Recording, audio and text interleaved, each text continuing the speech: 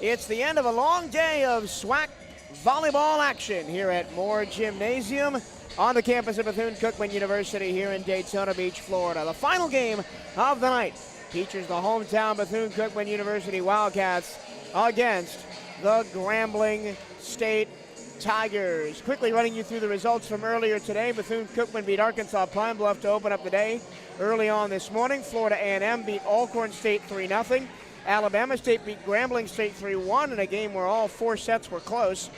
Florida A&M beat Arkansas Pine Bluff 3-0. Alabama State beat Alcorn State 3-0, and that brings us here to BCU against Grambling. Both of these teams jockeying for playoff positioning in the SWAC as we come down the stretch in this 2023 season. Hello and a very warm welcome. My name is Michael Trevello. Happy to have your company. Happy to have the company of Taylor Pritchett. Taylor, this is going to be a very telling match for Bethune-Cookman because we expected Grambling to come and kind of roll over against Alabama State, undefeated, best team in the conference, and they gave them a game, took the first set, and were competitive in the other three. Yeah, Grambling really showed kind of what they're made out of when they were playing against Alabama State. Alabama State really likes a four-set match. They've had a few this season, so, it shows that Grambling can capitalize when the opportunity is there. And they can take care of business because all of those sets were tight. It's not like they were getting blown out of the water when they were losing the sets. So this is going to be a tough test for the Wildcats, but it's definitely going to be something that they want to have done, want to have under their belt going into the conference tournament. Take a look at those SWAC volleyball standings. Bethune-Cookman currently sitting in ninth, one game out of a playoff spot. A half game back of Southern, who is 4-5 right now. Still a couple of games in hand for the Jaguars. Grambling State, after their loss earlier today, is 5-6. They are one spot above Southern in the standings. So a potential big moving weekend for Bethune-Cookman if they can win this one and also take care of business against Alcorn State tomorrow. Very much so. You're really coming into this trying to get yourself ready to go for that SWAC tournament. All right, let's send it down to Chris to get you into the game from courtside. For our Southwestern Athletic Conference matchup between the Grambling State University Tigers and your Bethune-Cookman University Wildcats. Can I start with the Grambling State Tigers? Middle blocker number 1, I.M. Brown. Serve, number 2, Dan Calderon. Outside hitter number 5, Sean Slow. Number 8, Ryan Ellis. Third blocker number 11, Kanaya Scott.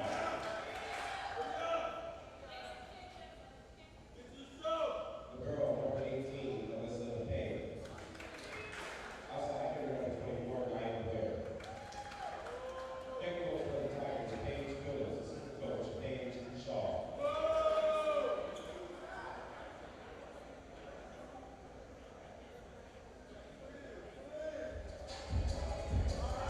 And now, for your Bethune-Cookman University Wildcats. Middle blocker, number 1, Deara Hightower.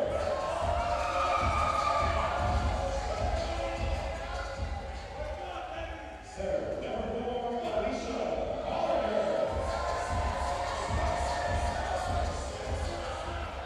Outside hitter, number 7, Elizabeth Phillips. Middle blocker, number 9, Ariel A.J. Simmons. Middle blocker, number 12, Jamal Price. Outside hitter, number 13, Mia Delabuse.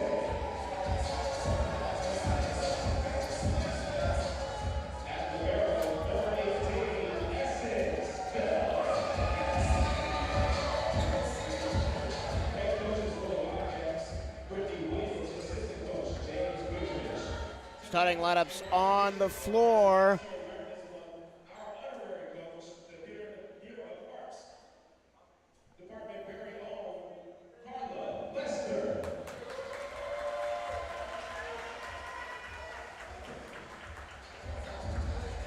Starting lineups on the floor. Wildcats in the pink with maroon and gold stripes.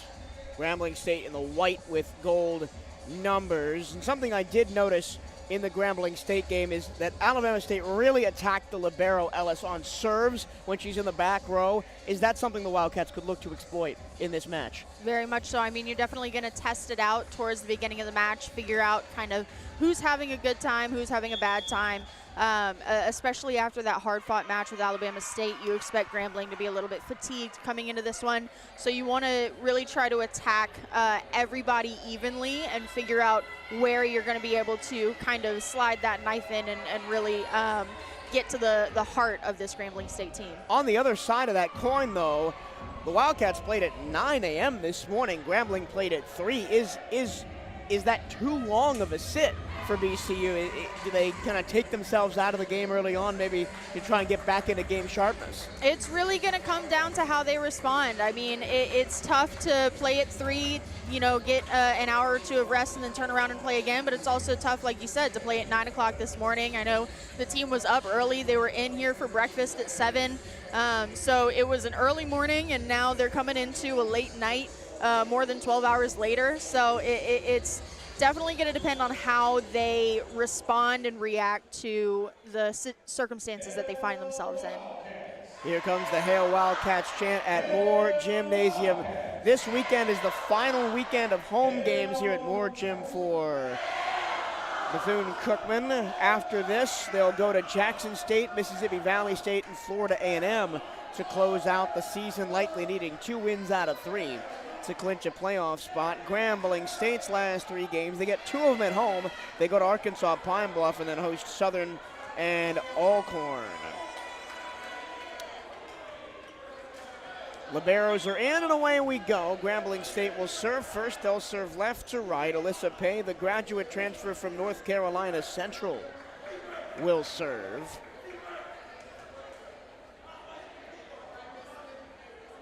And for the 6th time today, as we have a small stoppage as Nia Ellis goes to talk to the official. Yeah, it's an earring. Equipment violation. I have to deal with that all the time as a soccer referee. You got to check everybody in, make sure nobody has anything on. Yeah. And there's new rules, I think new either last year or this year, where athletes are now allowed to wear some earrings, but it has to be a stud. It can't be a hoop. There's a bunch of rules that go into that. I think there's a certain number of earrings or piercings that you can have, so it seems like Grambling might have tried to get away with a little bit further over the line than they could. Now, for the 6th time today, let's play volleyball as Pay serves it over. Set goes back the other way to Delahousse. Nice block for Grambling. Wildcats get a second chance. Mia dug out by Calderon. Nice tip block on the far side by Simmons. This is the 3rd hit. Has to go over. Won't get there. And I mean, anyway you slice it. 4 touches outside the pin, into the net. Doesn't matter. Wildcats get the point. It looked like Zion Smith there was a little bit concerned about that set going into the rafters, and that's the thing. Even when the ball doesn't actually hit the ceiling, it's so prevalent in your mind right now that you can start to kind of juke yourself out trying to get to something that's not actually going into the ceiling. Zion Smith is their volume hitter, led the Grambling State Tigers in kills in this afternoon's contest against Alabama State. Riley Davis will serve now, the freshman from San Antonio, Texas. Leads the team in digs, 2.3%. Wildcats, of course, without the services of Madison Coates, injured over the last couple games. That one finds the back corner, 1-all. Great swing there, great deep swing. You know, you try to, when you think about like football, you try to kick off into the corners. That's that same concept for a middle hitter. You're trying to put that ball deep into those corners and just make it very, very difficult for the Wildcats to defend. Diving dig. Callender had to be alert under it and could only play it to Essence Bell. Free possession for Grambling. Somebody's in the net, and it's BCU. Yep. Looks like a little bit of a collision there between Hightower and Simmons. Not the most easily executed play there. This is Nia Ellis, the senior transfer from Arkansas Pine Bluff, so SWAC experience for Ellis. All the way across, back row attack. Pye digs it out. Dump over the middle into the net once and down, 3-1, Grambling. And this is the kind of start that Grambling had in their first set against Alabama State. Really came out of the blocks flying and surprised the Hornets a little bit. Took them a while to recover. Pushed across by Bell. Big swing Phillips, and a poor pass by Grambling puts the Wildcats back on the board. Good swing there from Elizabeth Phillips, still driving towards that deep corner. As you're kind of feeling it out, getting your legs underneath you, you want to make sure that you're driving this ball into the fat part of the court, giving yourself as much of an opportunity as possible to score. Hightower serves, Calderon set middle. Nice dig on the back by Hightower. Outside the pin, Phillips. Grambling State pushes it across, and a block. Tigers get it back in rotation though. To the middle, Hightower pushes it over. Wildcats in system here, back set, far pin. Off speed, Ellis gets it back. Big swing, blocked, and it's in. Good block there, pointed a little bit out of bounds. That's why it kind of came back over towards that sideline. You want to see Kaytal Price getting around the ball, getting her hip around the ball a little bit more so that her hands are coming back into the court. And already you are seeing Grambling try and feed Zion Smith of that far pin. This time the setter kind of got in the way of Blair as she tried to hit that ball. Calderon behind her head. Blair plays this one over. Hightower first contact, back row. Here is Simmons off the libero and out the back door for a BCU point. Great line swing there from A.J. Simmons, just putting that down right in between the libero and Pay, the grad transfer. So perfect placement. Hightower, one of the many servers that really carried BCU in their match earlier against Arkansas Pine Bluff. It's her and Janlene DeJesus. That's a nice block off of Ellis. It somehow goes over from Grambling. And getting a second chance is A.J. Simmons, and she doesn't miss. That was a great run there by Alicia Callender, and a good job of A.J. Simmons to recognize that her blocker had just run off the court, was making a diving save into the stands, and there was no blocker in front of her. Great job by Simmons to call that ball. Hightower off the tape, diving dig. Back set Calderon, opposite side, and off the hands of Davis. First kill of the day for Nia Blair, another graduate transfer, this time from UT Arlington. So we saw early on against UAPB that team very underclassmen heavy, only 2 juniors and no seniors. This team at Grambling State, put together by Paige Phillips, a lot of graduate and senior transfers from other programs. Into the net, service error, Wildcats will take side out. And that kind of experience will really show itself as we get deeper and deeper into this match, as the team gets tired, as you kind of start to lose focus a little bit. Those experienced grad transfers are really going to be able to pull the team together. Grambling head coach Paige Phillips, one of the newer head coaches in the college volleyball sphere, only graduated herself in 2018. Bell first contact for BCU, far side. Ellis digs it out, and jousting at the net is Kaytal Price, who is subbed into the middle, wins that point on the overpass. This is A.J. Simmons serving now, the freshman from Doral Academy, and we sang the praises of a lot of the freshmen in our earlier game and how they've had to step up for BCU because of some of the injuries that have been applied to this squad.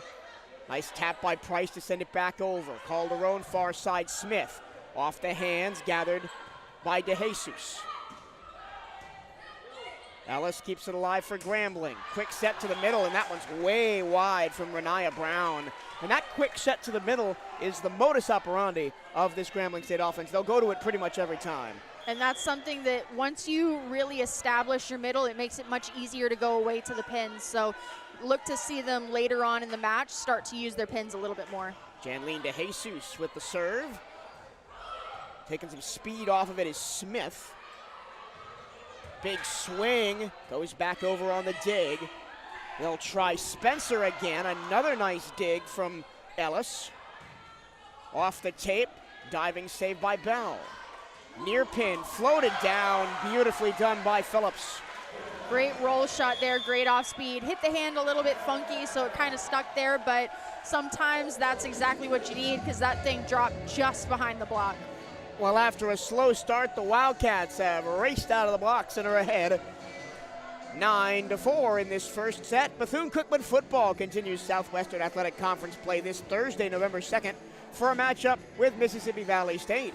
That game will be broadcast live on ESPNU, but if you can't watch, no problem. You can listen to all the action live at youtube.com/CatEye Network or listen locally in Daytona Beach at 1380 WELE. Had Mr. Larry Steele from WELE doing public address earlier today for some of the middle games. He's usually our halftime show host for football. And as we kind of move into the middle part of this first set, what have you seen from Grambling State early on? They've done a pretty good job of kind of staying together as a team. Nothing is getting too out of sorts. They are starting to slip a little bit and create some more errors for themselves. So you want to see them kind of come back into themselves and be a little bit more disciplined. But it looks like as a whole, they're not really letting any one thing get too far out of hand. And I think that lends itself to the experience that you have from those older athletes that are on the court. And I'm sure that Coach Goodrich and Coach Brittany Williams, who's back in the building now, missed the first game of the day, watched that Grambling game earlier and realized that they were targeting some people with serving. And let's see if Jenny DeJesus goes after it now. She does attack Pye on the back row. Good first contact. But then another block by Katall Price. Smith gets a second chance at it, and that time tools the outside of Melita Spencer's arm for a Grambling point.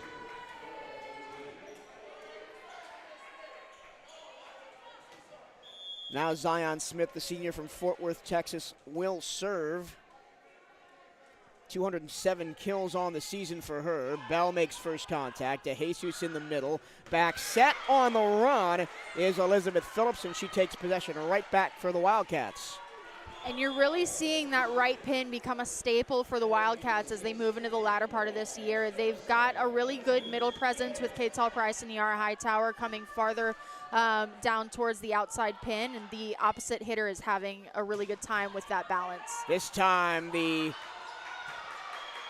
Tigers go opposite side, and the ball hung up in the rafters, and nobody knew where it was until it hit the ground. 10-6 BCU leads here early in this first set. Final game of the night here in SWAC pool play, and look out below. That one almost hit Adasia Millett on the back of the head as a service error is credited to Grambling. It's never a good sign, is it, when you're hitting not the best, no, but you know, it is something that happens unfortunately more often than you would like it to as a player. Bell serves well, all out of sorts with Zion Smith, and that ball just tumbles to the ground. Yeah, that was a little bit of giving up on the play there, you know, and you see the Grambling State team coming back together, trying to recenter themselves. Let's see if they can move past that. Zion Smith, while a very efficient outside hitter, is only listed at 5'6". So if you can get her into defensive scenarios, it is an advantage for this BCU team, which is taller. That ball goes way wide, no touch, point BCU. And as we saw with the Pine Bluff game earlier, not a lot of height on this team. The lone standout for Grambling State is the 6'2" Sophia Henderson, who is not in the game right now. That service goes wide from Essence Bell. That's the one thing that Wildcats really need to clean up from the first game is those service errors. Yes, very much so. I mean, they ended up with an ace to error ratio that was good. It was 11 aces to 10 errors, which is a ratio that you want. But when you're being that effective, you want those errors to start going down more and more because you get to play the mindset of your opponent as well as their technique. On a Calderon to serve this time. Spencer with that powerful swing, and all that Zion Smith can do is just parry it into the net. And that's something you can do if you are Melina Spencer and you know there's a weaker defensive player on the other team, and all you do is just swing hard at her. Yes, very much so. You just take that attack right over to whoever you want to aim it at. Alicia Callender with the serve this time, and that one finds the back corner past the diving arm of Elizabeth Phillips. So Grambling State not going away in this first set, down 14-8.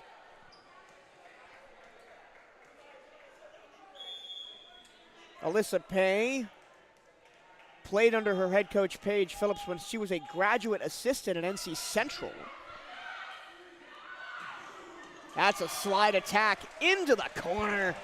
Perfectly done, and that slide is not something we've seen BCU really pull out much this year. No, it's not something that they use very often, in part because they run the 6-2 offense, so their setter is always in the back row, which means you always have 3 hitters in the front row.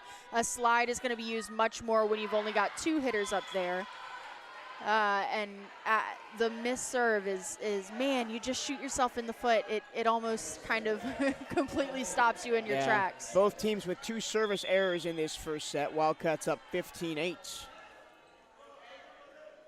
Hot start for Phillips and Simmons on the pins, both with 3 kills in the opening set. Quick set to the middle, and it's out of play from Nyara Hightower. That's a good swing. She is really using that shot lately where she turns her shoulders and swings across her body.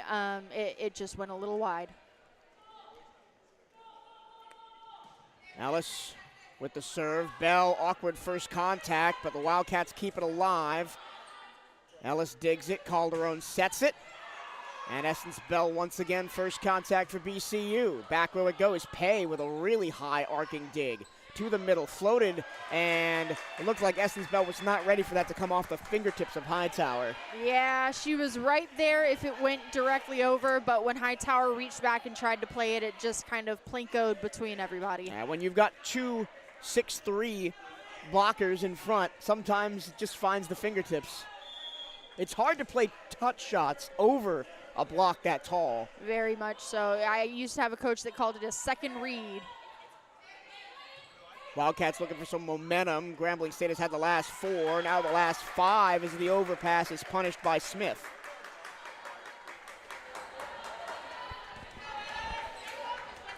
The serving run continues for Nia Ellis. Started as a freshman at UC Davis out in California. Bump set. And into the net from Elizabeth Phillips. Starting to watch the attackers for the Wildcats get a little bit more timid. You saw Elizabeth Phillips there try to stop her arm swing instead of driving through the ball. You really want to kind of keep that confidence up, even though the momentum has shifted a little bit. Ooh, another really poor serve from Ellis. And she's had a couple of those where they don't have any height on them at all and just dip down. Both teams with, well, now 3 service errors for Grambling, 2 for Bethune-Cookman. Nyara Hightower back at the line. Calderon through the hands of Phillips. And Phillips had a nice solo block against Pine Bluff earlier today. Couldn't connect the hands that time. And Wildcats, after going on that nice run to get up to 15 points, really not had any momentum in the last 5 minutes or so. Big swing from Phillips. Smith off the hands of Hightower and out. You're starting to watch everything get a little bit squirrely for the Wildcats. You know, everything is just a little bit off, and the balls aren't really bouncing favorably right now. You really have to make sure that you get back to being disciplined athletes. Wayward ball on the floor. Will redo the serve. This is Jada Felix at the line, another graduate transfer, this from the Division II level at Fort Hays State. Top 10 in her conference at Fort Hays in both assists and assists per set last year. Off the fingertips from Simmons, and finally BCU back on the board. And getting a little bit of a shift change in here. This is where that 6-2 offense with your setter in the back row comes into effect now that Alicia Callender and AJ Simmons come off the court, Janelene DeJesus and Melina Spencer come on. You get a little bit of new energy, a little bit of new excitement. Let's see if they can move forward from here. And they're very different styles of outside hitter, Melina Spencer and AJ Simmons. That one's cleaned up by Smith. Zion with the 3 kills on the match. And it gives the defense something to worry about with the accuracy of Simmons and the raw power of Spencer. Smith now serving. Wildcats in system. DeJesus to Phillips, and that one off of Felix and well out of play. You're starting to see, so we talked earlier about the right side attack for the Wildcats being a strong point for them. They are relying on it pretty heavily right now, and it's starting to be something that's easily read by Grambling. This time to the middle, blocked by Katal Price. And the Tigers are over the line. Yep. And so the Wildcats will get the point. Those scrambles at the net are tough. If your foot goes all the way over the line, you're allowed to have your foot on the line, but the second you turn and go all the way over, it's a violation. Felix quick set. Didn't get a touch, didn't matter, as it was in front of the back line. This is Renaya Brown serving now, one of the few underclassmen on this team, a sophomore transfer from Alabama A&M, originally from Dallas, Texas. Both teams now trying to go use that quick middle set. Bell to DeJesus, tight to the net. Blocked on the touch shot by Millett. And it's a 1-point game again, Wildcats with a 19-18 lead. And again, you're watching them be a little bit timid right now. You want to see somebody come out and say, you know what, I'm going to swing at this ball, I'm going to put this ball away, rather than tipping and rolling with these off-speed shots. Mia Delahousse to Jesus. That's a long run for her to make contact. Spencer puts it down, and you can tell that Felix was ready for her to hammer that. She went off speed, and the defender wasn't ready. Yeah, that's it. And those are the ones that kind of convince you that the off speed is going to work, and it is something that does. But you've got to have the confidence to take those big swings as well. Felix off the net. And the line judges signaled that it was outside the pin. So BC will get the point. Yeah, well, it looks like the line judge may have said that they thought it went into the antenna after touching the Wildcat block. I think the up ref and the line judge are now conferring to try to figure out if it was into the antenna off of Grambling or into the antenna off of the Wildcats. And they said that it touched the Wildcat block and went into the pin afterwards. It looks like we may get a challenge here. Yeah. Remember, replay challenge is in effect today. We've seen it in, I think, every match so far. Florida A&M really utilized it. Coach Yilmaz aggressively using those challenges. Although this would be a tough one for the Wildcats to challenge because the camera is on the far side of the net from where that happened. It would have to see that the ball never actually contacted the block at all in order for that to be overturned. It looked to me like the ball hit the tape, but of course we're on the opposite side. We're where the camera is, opposite side, so it was tough for us to see. They will challenge it, yep. And we will have our first challenge of the match. Bethune Volleyball returns to Moore Gymnasium tomorrow, October 30th at 1 p.m. Admission is free as the Wildcats play their final home match of the season. Can't make it to Moore? Catch everything live on the CatEye Network. And thank you if you've stuck with us all day for the middle games that didn't have any commentary, just to see some SWAC volleyball. We appreciate it. We've had some decent viewership numbers in the 50s and 60s of people tuning in today. We appreciate your patronage here on the CatEye Network. And so it's hard for us to kind of say what's going to happen here because we don't have an isolation monitor. We can't see the replay. We can't see what the refs are looking at. We can only go what we saw in real time from an off angle. To me, it looked like it hit the tape and didn't touch the block, but of course we can't tell. That's what I was thinking as well, and that's the saving grace with the camera being on the far side is that it is possible that you could see that the ball never actually reaches the hands of the Wildcat block. If it gets anywhere close. So when you're challenging something, in order for a call to be overturned, it has to be clear and incontrovertible that the call was incorrect. If it's any kind of ambiguous, any kind of, well, it might have been, they're typically going to stick with the call that was originally made. So it's the burden of proof, essentially, is pretty high on the Wildcats right now. Yeah, so it's either going to be Wildcats leading 21-19 or a tie set at 20. And it is going to be upheld Yep. No evidence to overturn. It is a tie set at 20.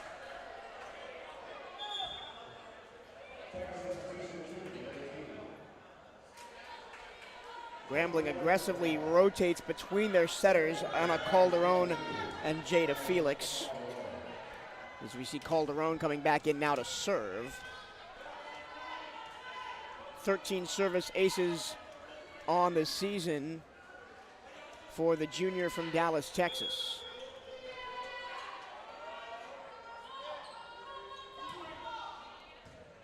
Delahousse sets it up. De Jesus back to number 14. Big swing fought off by Ellis. Calderon long set and can only be played over calmly. De Jesus to Essence Bell. Back to Spencer. Beautiful. Right down the middle. And it's 21-19 Bethune-Cookman. Great swing down the soft line from Melina Spencer. When you take those high balls from across the court as a right-handed right side, it's very tough to let that ball cross all the way over you and still have your full range of options as you swing. Spencer is really good at lining herself up on that and taking a big rip. Wildcats looking to close out a really tight set number one, up 21-19. Calendar float serve. Smith sets it up. Drop to the middle, long run, and Poston can't get there. And Grambling State sticking to the Wildcats like glue. They got out to a 5-point lead in the middle of the set. It was 15-10, but ever since then, Grambling's been right there. And this is kind of what we saw with Grambling against Alabama State earlier as well. They don't just back down and die, so the Wildcats are really going to have to force their way through this match. Calendar. So a big swing from Delahousse. Grambling State will get a chance to tie it. Not that time. Quick middle, beautifully done. They give the Tigers a taste of their own medicine, and it's 22-20. Back into that deep corner. Great swing there from Hightower. That is something that is almost impossible to defend. So the block has to be very, very big and very active with diving their hands into whatever seam they see that opposing middle taking. Riley Davis, the freshman to serve, drops it onto the arm of Smith. And the swing goes out the back door for a Grambling point. They're staying right with them. Trading points, trading points. But I guess if you're the team in the lead, you're okay with trading because it means you'll get to 25 first. Absolutely. Ellis back to serve. Really tight to the net. Great save by Calendar. Bell sets this one up. Touchdown and to the floor from A.J. Simmons. And a good job dropping that just short. She saw that the off blocker for Grambling wasn't quite prepared and ready to come in and take that tip and just dropped it right over the net.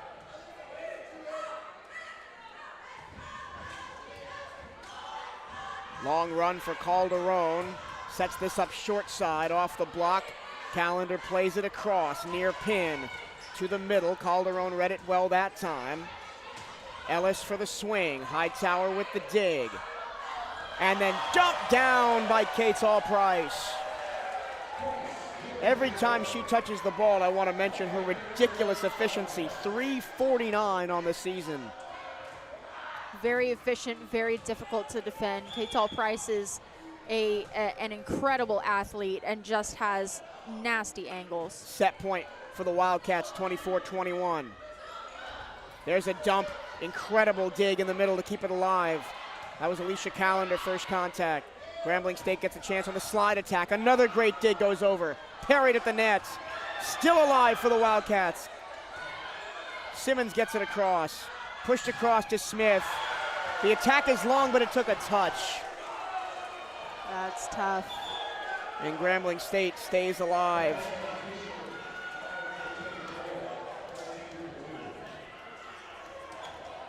(24-22).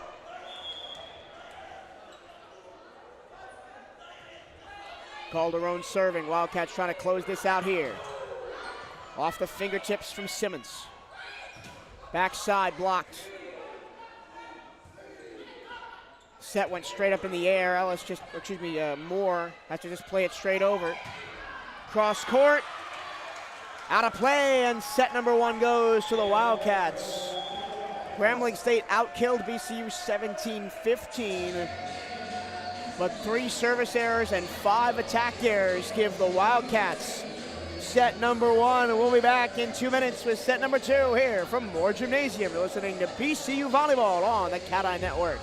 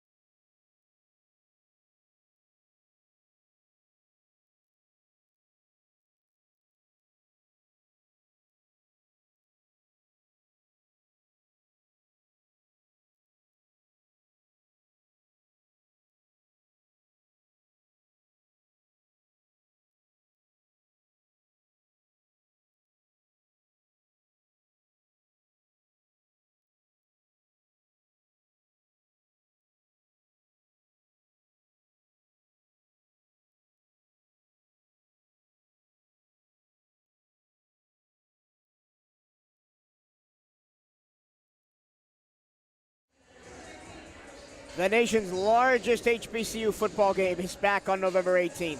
Come catch your Wildcats as they take on rival Florida A&M in the 43rd annual Florida Blue Florida Classic at Camping World Stadium in Orlando. Tickets are on sale now at Ticketmaster.com. The Wildcats lead this 1-0 as they took the first set 25-22 over Grambling State. But this has been the Wildcats' MO all season long. Start strong and then fade later into the game. What do the Wildcats have to do to avoid a sophomore slump?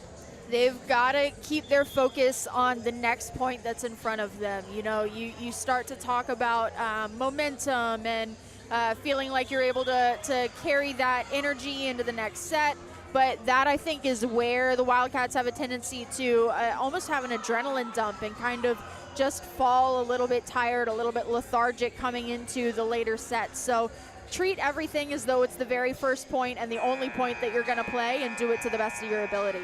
They won the first set against Arkansas Pine Bluff this morning, then dropped the second one, but did win sets 3 and 4 in pretty convincing fashion. We get ready to start set number 2. Welcome back inside Moore Gymnasium. Michael Cirillo, Taylor Pritchett in the broadcast booth. Wildcats in the pink. They'll attack from left to right. Grambling State in the white. Both liberos in black.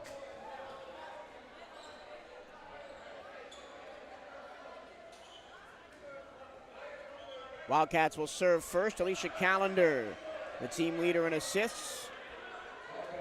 The Puerto Rican native transfer from Monroe College will serve. And away we go in set number 2. And it's an ace for Callender. A little bit of a miscommunication there from Grambling's side. And they really have to do the same thing. I mean, they've had a hard-fought couple of matches today, so now it's time for them to really pull together. That time, Callender tried to do the exact same thing, target that short middle, just couldn't push it across the net. And again, it's service errors that will hurt you. They had 2 in the first set, now 1 in the second. Alyssa Pay puts it in play. Little mix up there with Hightower hitting it out of the middle. Nice dig by Bell. Delahousse straight up in the air off the block. And that dig went the wrong direction for Grambling State. Yep, Delahousse did a great job of getting up, staying tall, contacting that ball high, and driving it down and into the hands. The Grambling defender just wasn't prepared for that second read once it hit the block. Riley Davis, the freshman from San Antonio.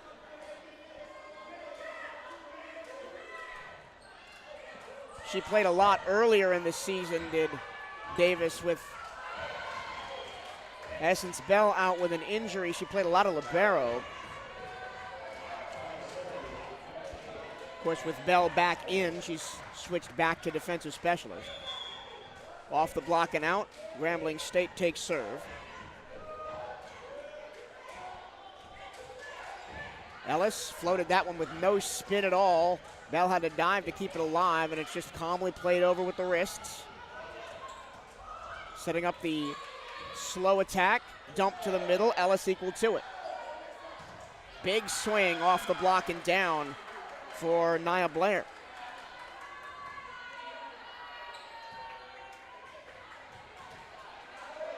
(3-2) Grambling early on in set number 2. For the match, Grambling State still out killing Bethune-Cookman 18-16.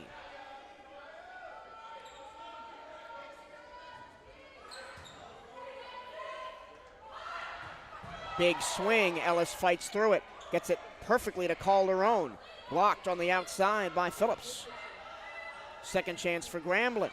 Blair off the head of Phillips and out of play.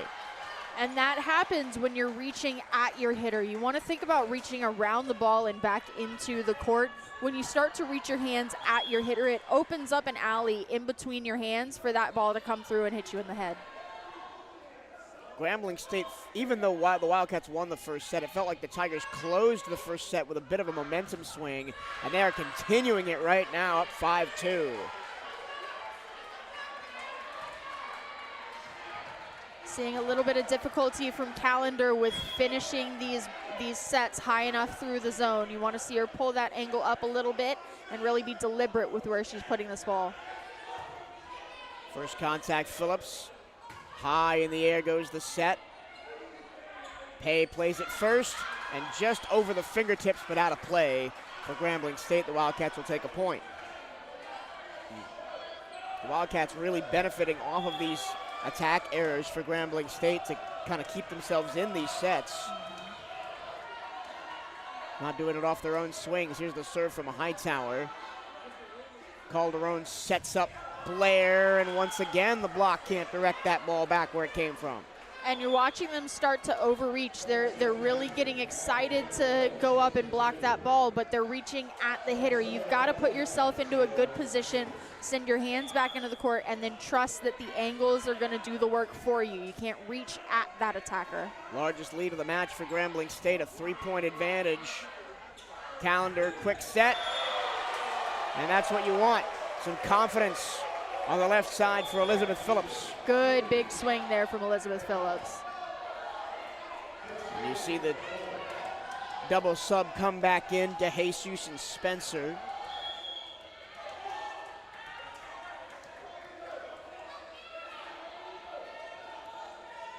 Here's DeJesus with the serve. That goes way long. Oh no, it's played. Grambling State plays it, and the second touch goes over. DeJesus in position to set it up. Diving dig to the Tigers. Smith from the back row. Bell sets this one up for Phillips. Gets a big carom. This will have to go over, and it does from Pay. This time DeJesus sets up Spencer, and she hits it long. And what we're seeing right here, Michael, is that the Wildcats are struggling to better the ball. We talk about it often where you've got to turn bad balls into good balls into great. And you're seeing things kind of deteriorate with each touch. They're not really focusing on just making that ball 1% better. DeJesus to set it up again. This time they put Phillips on the other side and spins that ball onto the line. That's something the Wildcats did very well early this morning, is that corner-to-corner shot. Yep, that deep cross court, deep corner. It's a good opportunity to drive the ball, hit it hard, but still put it into a difficult position. That time a block, and into the net was the Grambling State Tigers. They would have got the point either way. Yep. So BCU drops the deficit to just 1, 7-6. Phillips off the tape. Catches Blair right in the hands. Solo block and a beauty. show off CatEye Price. Great job there by Price to be up and ready, even though that was a back row attack. She put good hands up and over the net and ended up reaping the rewards. They're really going at Blair with these serves, and it forces an out-of-system ball and a long attack. And the Wildcats take their first lead of the set. Getting a little bit of help from the seventh man, the Wildcats fans right now. As usual, the basketball team is right there. Another block from Price. This time Grambling keeps it alive. DeJesus, long pass across. Delahousse takes some speed off it and finds the floor. Timeout, Grambling State. Wildcats have stormed back to take a 2-point lead. And I'm pretty sure it all stemmed from that momentum of that one big swing from Elizabeth Phillips on the left-hand side. The Wildcats were adrift, and they got that one in-system pass, one big swing down the middle, and then it just flipped. And sometimes that's all it takes to refocus you. You just have to remember who you are, remember how you can play. You know, sometimes things start going wrong, things start going a little squirrely, and you almost start to feel like that is who you are as a player. But when everything kind of realigns, it relights that fire and that kind of confidence to go out and take those big swings. Don't miss your chance to catch Bethune-Cookman football at Daytona Stadium this season. The Wildcats have 2 more home games on November 2nd and November 11th as BCU hosts Mississippi Valley State at Alabama A&M. Tickets are still available at the BCU box office or at Ticketmaster.com. Getting set to continue play here in the second set of this final match of the night. Been a long day here at Moore Gymnasium.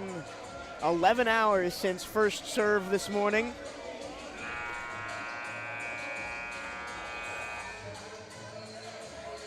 And the Wildcats are trying to make it 2 from 2 and jump back into the playoff race. This is exactly what this Wildcats team did last year. They were adrift with about 5 games to go.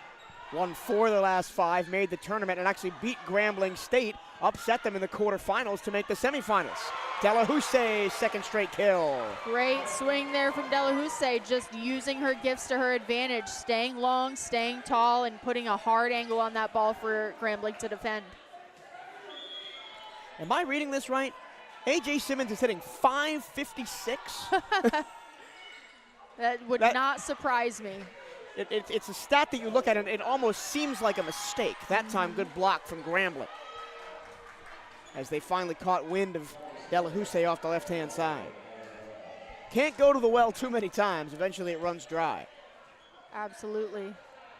You really want to see balance from these setters, especially as they have these 3-hitter rotations. You want to see typically how it works out, because your outsides get a lot of what we call the junk, you know, the out-of-system passes. You just send a high ball up to the outside and you ask them to kind of bail you out. But in general, in a perfect world, you're probably looking at about 25% of balls going to your middle, 25 to 30, another 30 to 35% of balls going to your right side, and then the rest of them going out to your outside attacker. Big swing. CatEye Price continues her domination. She's hitting now over 500. Making use of that 25 to 30%. That was a fantastic swing. 11-8, Essence Bell at the line. And into the net. And you can tell she's kind of pushing that like a shot put and not really getting her arm back to hit it. Yeah, and that really stems from your toss. The toss is the most important part of the serve every single time, regardless of whether you're doing a standing float, a jump top spin. The toss is what really sets the tone for the entire thing. So it's the only skill that you get to perform in a bubble. You're the only one back there doing it, and it's something that you have to really focus on. Delahousse gets the first touch. Spencer will get the final one and puts that down in front of the libero Ellis. Melita Spencer up to 3 kills. The Wildcats are doing a good job siding out whenever they lose possession. Never letting Grambling go on a run, never letting them get more than 1 or 2 points at a time. Calendar, float serve short to the middle. Outside pin Blair, great dig.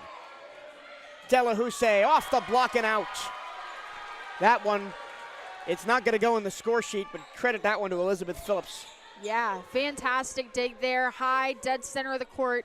Perfect place for Alicia Calendar to run her offense and for Delahousse to take advantage of that. And it's so hard when you're diving like that. That's at that point, it's all instinct. Just get this ball up and keep the play alive. Yep, definitely. That one was behind Blair, and she got it over, and the Wildcats' block was already on the way down. So as in the first set, the team's trading points back and forth. Nobody can get control.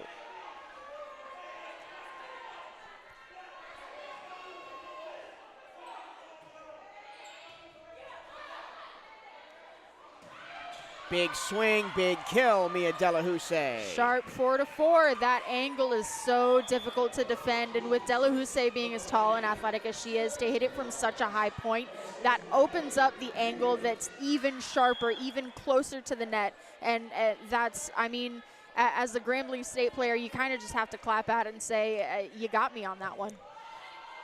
Picked up off the floor by Smith. She gets the big swing. Wildcats keep it alive. Phillips with a swing, and Grambling will get the point. A little bit of an awkward landing for Riley Davis, as she came down right on top of the ball. Oh, those hurt. Those knock the wind out of you. It's one of those ones that you look back on and go, oof. I can tell you come from a place of experience with that one. A little bit, yeah. 14-11, three-point lead for the Cats. Calendar.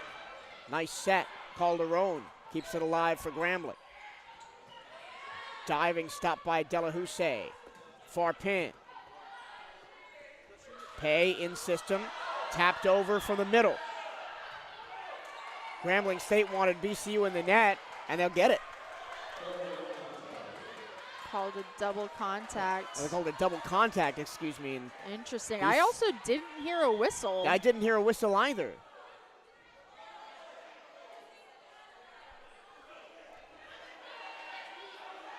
And that's what Coach Williams is arguing, that they didn't blow the whistle. Well, this is one of the ones that you kind of just have to forget about and move forward. I'm not sure that's something you can challenge. No, that's a judgment call, so it's actually an unchallengeable call. The Wildcats just have to get back up and play again. But Grambling State has found some momentum with a block by Nia Blair. Blair, again, is one of those players that have been all over the country. First 2 seasons at San Diego State, then the last 2 years at UT Arlington, finishing up her college career at Grambling. Tough first contact for Bell. This is a bit of an awkward hit from the back row by Simmons. And again, that middle of the floor is soft for the Wildcats, and it's a tie set. Starting to watch the Wildcats play behind the speed of the ball a little bit. You know, they're reacting to things rather than reading them, and so you want to see them get their minds back in front of the speed of the game. This time, middle hit. Out the back door for a nice kill for Hightower. Only her second of the game.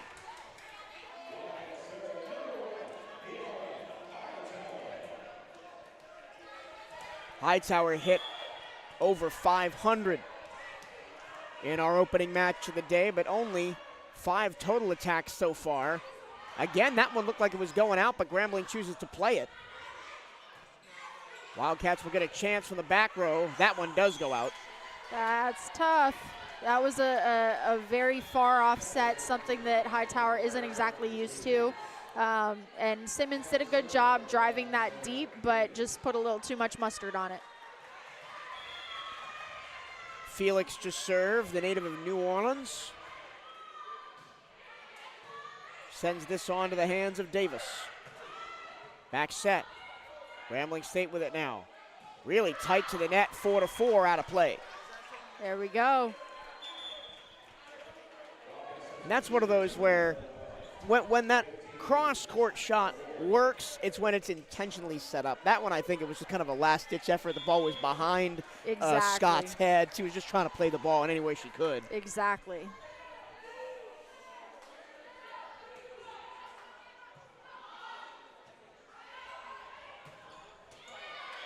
Another nice swing from Grambling State. From the 5'6", Zion Smith, from the way she elevates on the outside. Wouldn't think she's that short. 16 all.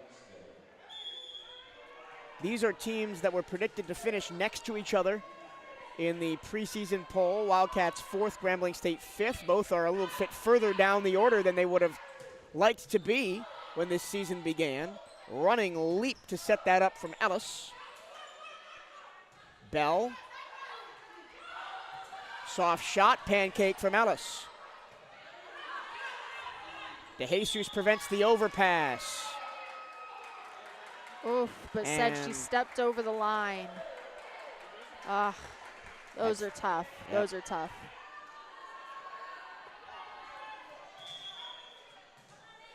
Numbers are pretty even. Grambling State with 11 attack errors to BCU's 8. But it is Grambling with the now 2-point lead as that one goes out of. Oh no, it took a touch. Took a touch. On the way through. Great job there by the line judge to see that.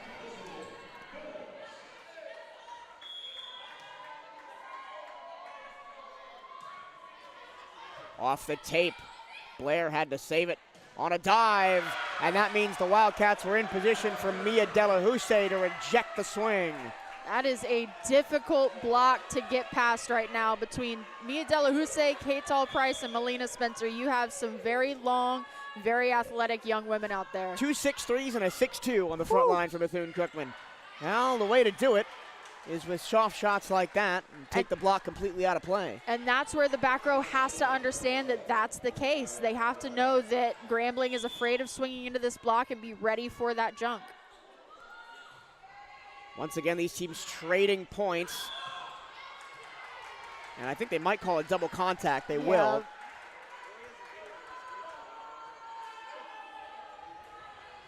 That first contact for BCU went straight forward.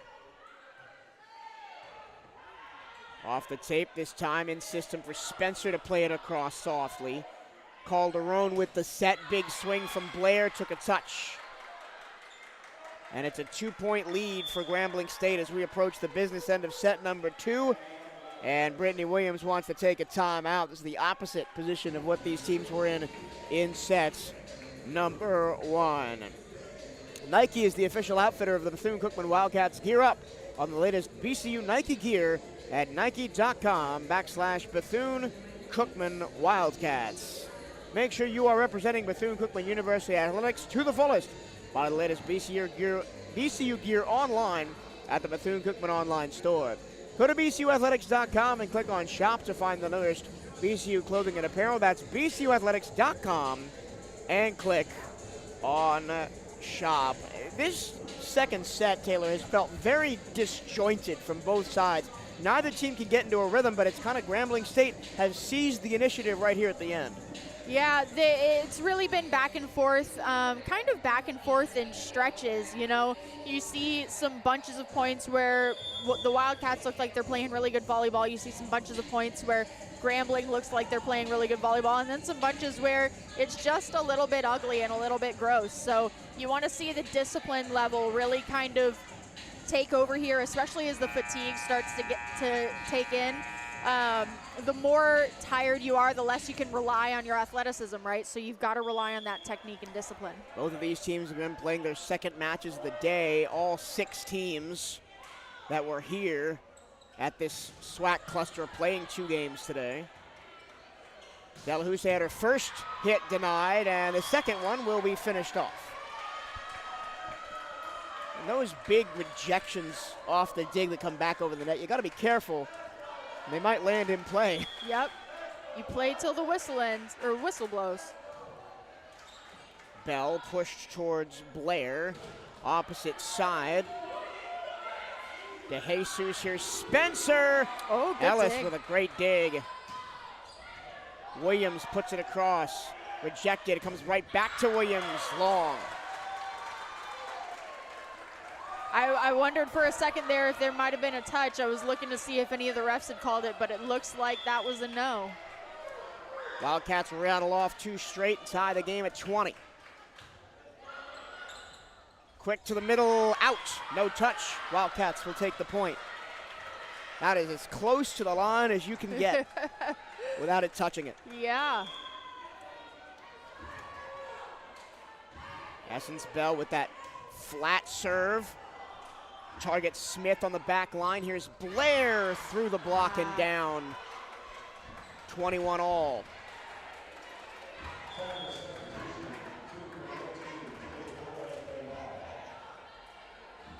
Got the BCU Cubcats up in the corner up there.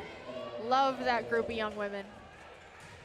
Keeping the energy up here at Moore Gymnasium. Nice crowd for a evening game. I said that about the morning game too. That serve hits the pin. You don't often see that, but it does give the Wildcats an advantage.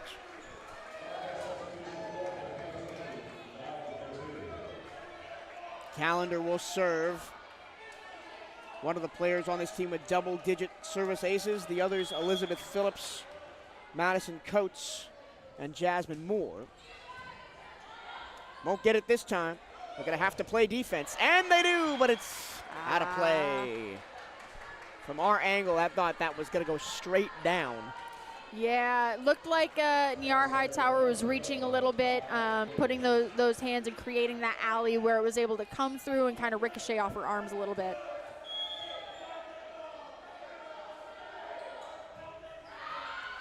That's a second straight serve for Grambling that goes into the pin. Talk about I've never seen one before. How about you've seen 2 straight serves go into the pin? Yeah. Timeout Grambling State as BCU has moved to 23. And we talked about service errors. That is the 5th for Grambling. BCU has 4 on the match, so neither team really standing out from the service line. Both teams doing really well at the net. Bethune-Cookman 5 blocks, Grambling State 4. A couple of individual numbers. Phillips and Delahousse both with 6 kills for Bethune-Cookman. And Blair and Smith both with 6 kills for Grambling State. Numbers really even across the board. BCU hitting a little bit of a higher percentage. Grambling State has a little bit more volume, 2 more kills, but it pretty much evens out. And that's why you've got these sets that are so tight. I mean, it was 25 to 22 yep. In the first. Now it's 23-22 here in the second. So you're really seeing them battle back and forth. Some of these ridiculous hitting percentage numbers for the Wildcats have come down. Hightower 200, Phillips 120, Spencer 444. That's still pretty good. And Delahousse with 6 kills, still hitting over 300. Whew.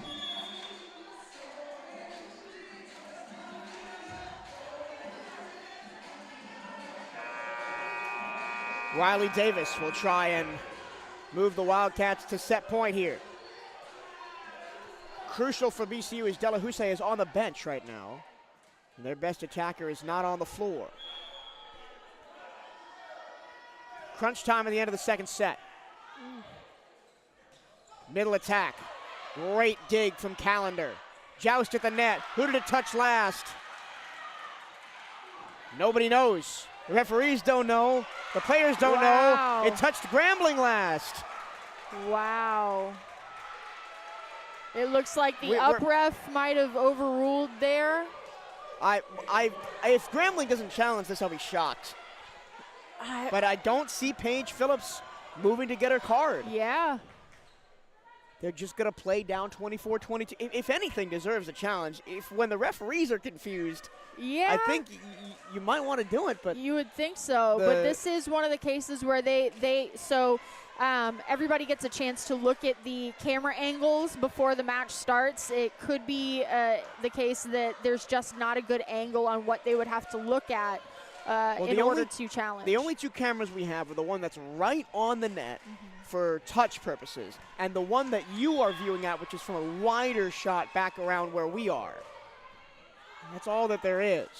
And nothing that's centered on the far side. A great dive by Callender to keep the play alive.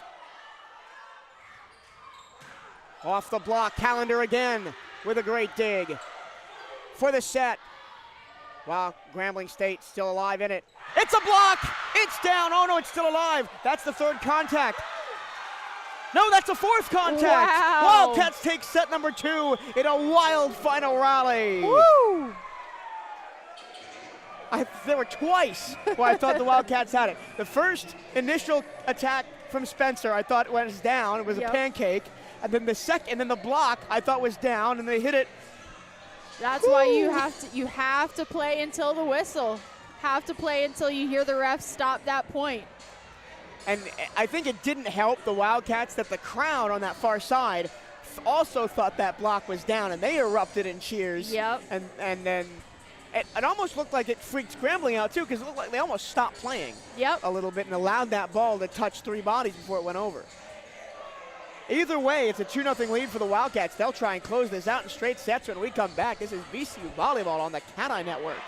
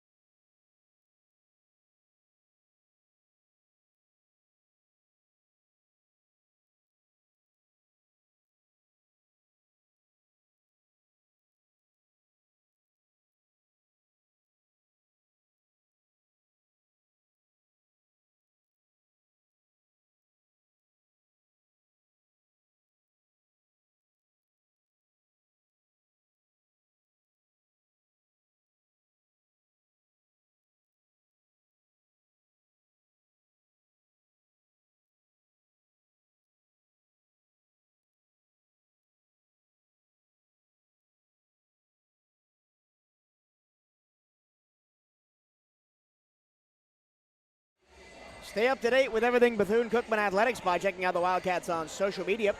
Give BCU Athletics a like on Facebook and follow the Wildcats on Twitter and Instagram at BCU_athletic. For the latest on BCU Volleyball, follow at BCU_VB on Twitter and Instagram. And it's also a great way to follow the Wildcats when they're on the road and places that don't necessarily have a stream, don't have a place where you can watch the game. Final score updates, in-set updates, they'll all be posted to social media. And if you're just like volleyball and you're in the Daytona Beach area, we got 3 more matches tomorrow to finish out this SWAC cluster. Alabama State and Arkansas Pine Bluff at 9 a.m.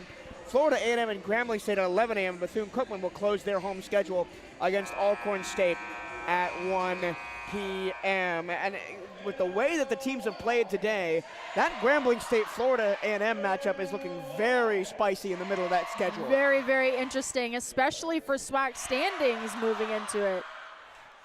And of course, for the last 2 seasons, Florida A&M's been unconquerable, but they sit 5th in the standings right now at 7-4. That's incredible. I mean, they did lose the Player of the Year and the Setter of the Year, which is a hard hurdle to overcome, but man, that is one heck of a drop. So this Grambling Florida A&M game is going to be, like you said, a spicy one tomorrow. Especially if Florida A&M, if Grambling State does end up dropping today. Nice block by the Tigers as I say that, and go to 5-7. Both BCU and Grambling would both be 5-7 and tied in the standings for that final playoff spot.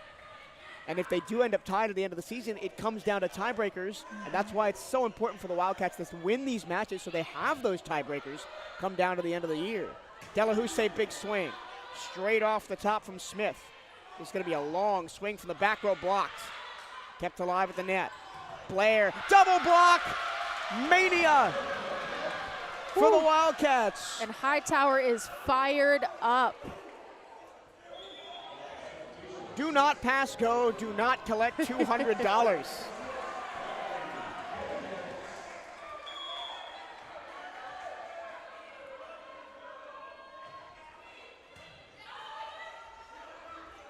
Slide attack off the block. Bell, nice leap to keep it alive. Cross court. Libero showing out as Ellis gets the dig that time. Off the fingertips. Davis puts it in play off the ceiling. The ceiling giveth and the ceiling taketh away. We say that every game almost that we do here.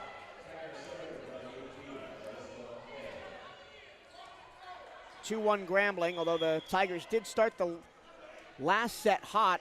The Wildcats pulled them back. And both of these first two sets have been very tight. 25-22 and 25-23. That was a block on the way down, just off the fingertips of Sykes there in the front. And kind of like in that second set, you're starting to see the Wildcats lean on that that off-speed shot a little bit more often. You want to see them really get that confidence back and start driving this ball into the court. Long run for Callender to set it up. Another off-speed shot. This one dumped over by Sykes. This time the Wildcats put a swing on it. It didn't matter that it took a touch. It found the corner anyway. When in doubt, go to number 7, I think, is the Wildcats' MO right now. Yeah, she is doing a fantastic job back there, AJ Simmons.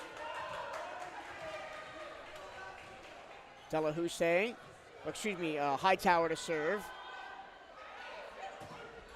Off the fingertips, that does enough to slow it down. Davis plays it. Simmons again. Pay couldn't catch up to it. That's a mirror image of her previous kill. And she is incredibly athletic. You saw her feet were a little too far inside there. She jumped and dove out to that ball and still put a great swing on it. When I talked to Coach Williams before the season, just off camera, just about what do you think about this team? AJ Simmons' name came up as somebody very important to watch out for. Big high dig. Free ball for Grambling State to work with, and it's blocked by Elizabeth Phillips. Great team effort there. Great one-handed dig from Riley Davis, sending that thing up into the rafters. Luckily not putting the ceiling into play, but good job there rallying by the Wildcats. Hightower on a bit of a service run here. 3 straight points for the Cats, and that's a great dump by the setter. Hightower tried to stretch out, use all 6'3" of that length to reach that ball and just couldn't quite get there. Ana Calderon, this junior from Dallas, Texas, transfer from Brookhaven College. She has over 2,000 career assists over 4 seasons. Middle attack. It's in. Got that deep corner. Katall Price is hitting it right now. She has been all season. I mentioned that 349 hitting percentage. She doesn't meet the 3 total attacks per set that would qualify her for the SWAC standings, but if she did, that would be number 1 in the conference in hitting percentage. 5-4 Cats.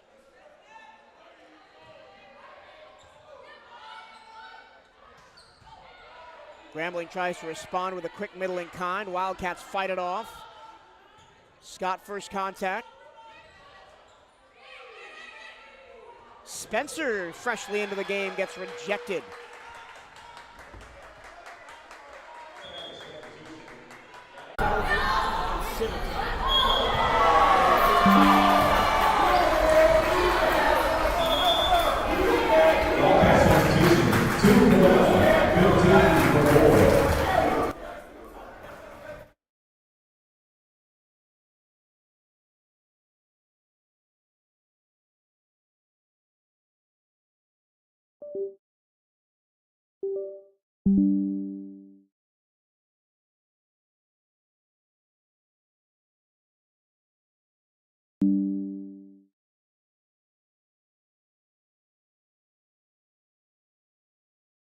Go. They know who they want to schedule. They have systems for gear and meals and travel and everything. All of the administrative stuff that you have to do as a coach that you don't really think about, that goes on outside of the gym. And so that's, I think, the most difficult thing, especially as you're coming in as a first-time head coach. Wildcats 3 points away from Pater. Nice dig by Pay. Back set. Off the block. Bell will receive. Big run up for Phillips. And she tools it off the block and all the way up into the second level of the seating bowl here at Moore Gymnasium, 2 points away for the Wildcats. Great swing there from Phillips and a great job by Janlene DeJesus to move forward and kick that ball back behind her, reversing the flow of the volleyball.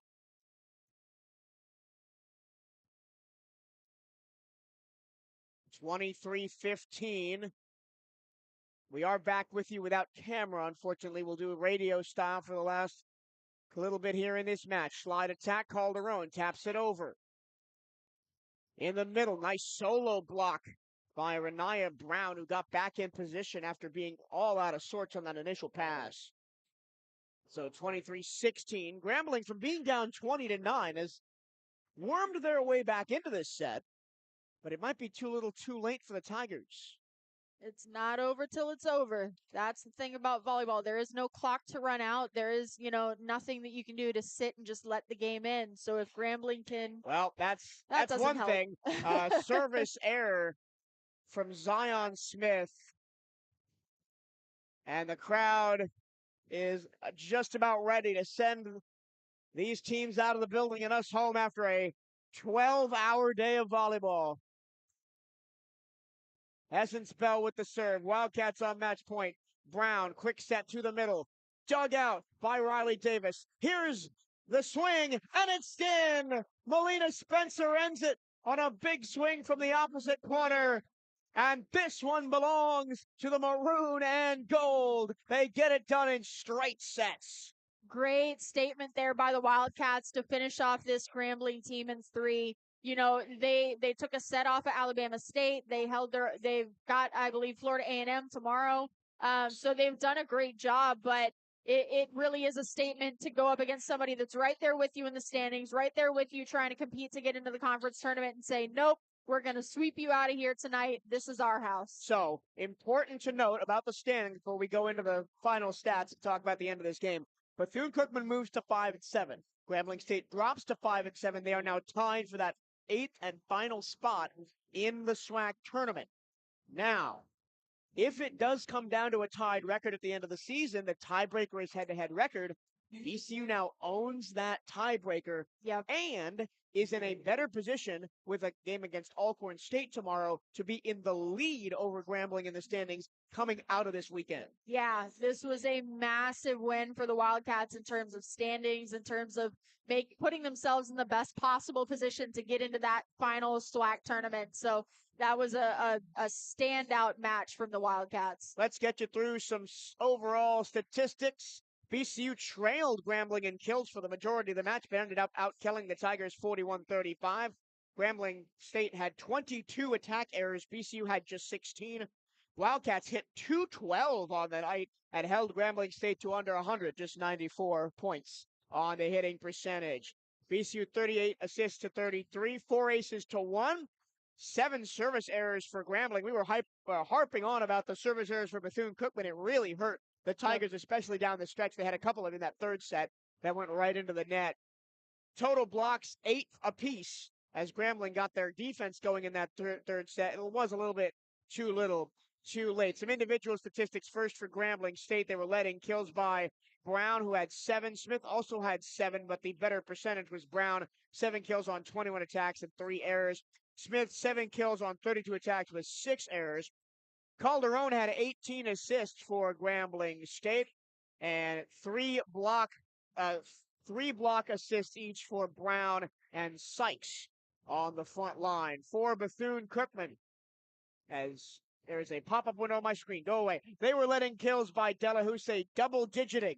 Again, 10 kills for Mia Delahousse tonight. Melina Spencer had 6. Lyra Hightower 4. And Phillips and Simmons, the outside hitters, both had 8. Simmons, 8 kills on 19 attacks, 1 error. That's a .368 hitting percentage for the match. That is a fantastic job there by AJ Simmons. Hitting almost 400 as a right side attacker is almost unheard of. I mean, that is an incredible attack percentage. Essence Bell continues her fantastic season, even marred by injury early on. She is second in the conference in digs per set. She has 24 digs tonight to lead all players. Nobody else on the Wildcats had more than 10 digs, 16 assists for Calendar, 15 for DeJesus. Exactly what you want to see in that two-setter offense. that BCU likes to run. 3 block assists each for Simmons and Price. And then once again, your final score, it's 3-0 Bethune-Cookman, 25-23, 25-22, and 25-16. We'll be back tomorrow with 3 matches on the CatEye Network starting at 9 a.m. The Wildcats play at 1 p.m. against Alcorn State for their final home match of the season. Unfortunately, you will not be around, Taylor, tomorrow, and I'll be flying solo on the broadcast. Thank you for sticking with me all season long up here in the broadcast booth. It's been another fantastic season of Wildcat volleyball here at Moore Gymnasium. Yeah, absolutely. It's always tough to, not be able to come in and do this color commentary. Is something that I really very much enjoy. And watching the Wildcats grow as they go throughout the season is incredible. So sad to be missing out tomorrow, but unfortunately had a prior engagement. That'll be it for us here from Moore Gymnasium. For CatEye Network Director Eugene Robinson, producer Bryce Wojnowski, SID's Brian Harvey and Bryce Wojnowski, and analyst Taylor Pritchett. My name is Michael Travillo. Thank you so much for sticking with us through a long day of volleyball. We'll see you tomorrow right here on the CatEye Network.